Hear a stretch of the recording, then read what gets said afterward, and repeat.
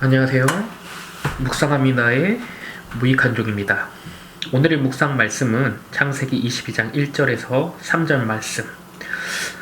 부족한 종이 봉독하고 제가 받았던 묵상들 나누도록 하겠습니다.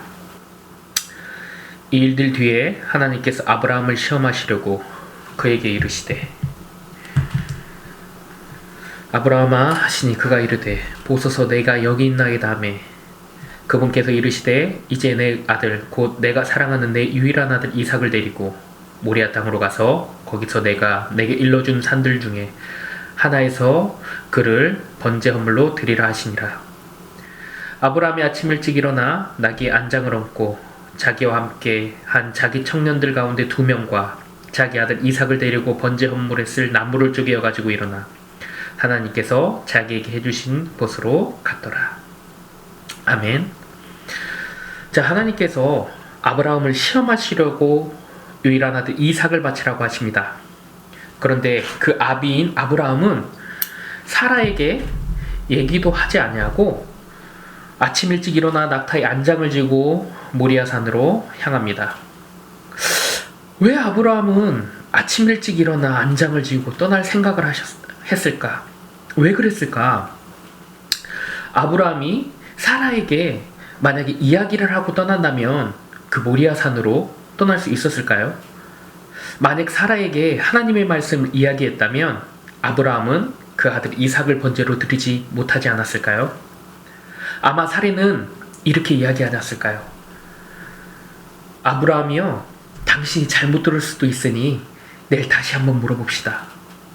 아니면 이거는 하나님의 음성이 아닐 수도 있으니 우리 다시 한번 생각해 봅시다. 이렇게 이야기하지 않았을까요?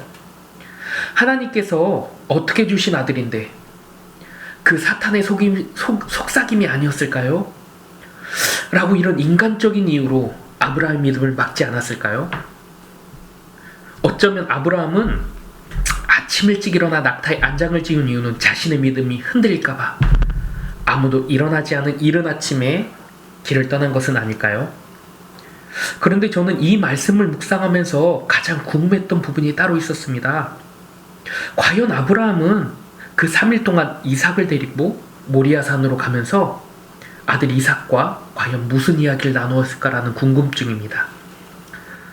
아브라함은 때론 이삭과 함께 걸으며 때론 나귀에 올라타서 이동하면서 저녁에는 그 추운 사막 한가운데 모닥불을 피워놓고 그 아들 이삭을 무릎 베게 하면서 아브라함은 무슨 생각이 들었으며 100세 넘어가던 아들에게 그 3일 동안 시간에 무엇을 이야기하였을까? 제가 아브라함을 저는 그 3일을 묵상을 하면서 그런 마음이 들었습니다. 아브라함은 이삭에게 하나님을 설명하지 않았을까? 이삭에게 이렇게 말을 하지 않았을까? 아들아, 내가 만난 하나님은 이런 하나님이시란다. 처음 아비에게 아비의 고향을 떠나 하나님께서 지정하신 땅으로 나아가라고 하셨을 때 아비의 믿음이 부족하여 갈대아 우르에 머물렀을 때 그 하나님, 그리고 갈대아 우르를 떠나 그 명하신 가나안 땅으로 가는 여정 가운데 은혜를 내려주신 하나님, 그 땅에 기근이 들어 이집트로 내려갔을 때 자기 아내 사레를 여동생이라고 속였을 때 파라의 손에서 사레와 아브라함을 건져내신 하나님, 조카 롯이 포로가 되었을 때 종 318명을 데리고 롯을 구하게 하신 하나님, 그리고 자신 앞에 있는 하나뿐인 아들 이삭을 약속하시고 그 약속을 지키신 하나님, 자신의 믿음 없음을 은혜로 바꿔주신 그 하나님을 그 아들 이삭에게 3일 동안 설명하지 않았을까요? 우리는 우리의 자녀들에게 하나님을 어떻게 설명할 수 있을까요?